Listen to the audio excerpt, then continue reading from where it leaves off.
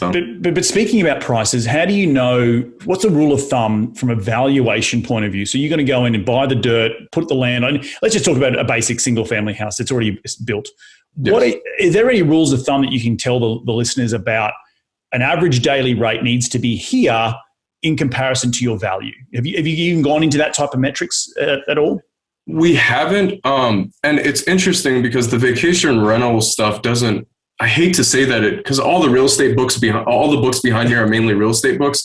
It doesn't really fit in the model of, okay, I'm like the traditional number is like, I'm looking for a 10% cap. Sure.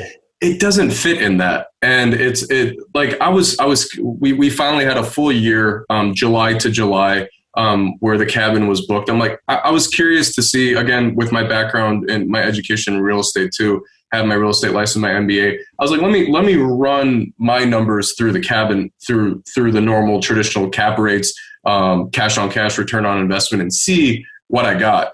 And it's like, I got like a 25% cap rate for like the first cabin we did, which is insane. And then like my cash on cash was like 106%. Wow. So it's like, it was just like, it doesn't really fit in that number. So what I do is there's a couple metrics that I've read about that have helped me underwrite at 65 to 70% to be conservative on the occupancy.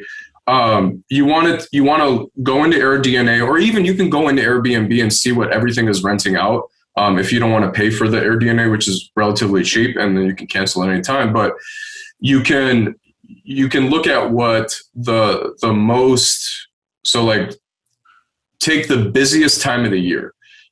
Say, look at it as like a weekly rate. We don't really charge a weekly rate. Like some people will book a week, but we do like 1 day bookings and everything too.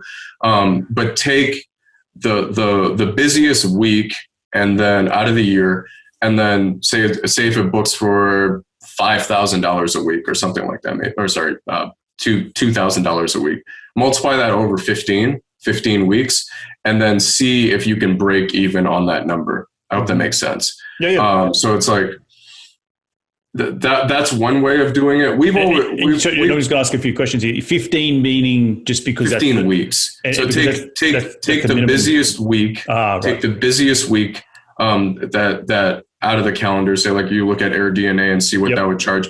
Multiply that over 15 weeks, and 15 weeks is almost like your break even number. Is you want to be able to do that. That's one way of doing it. That's how I originally did it.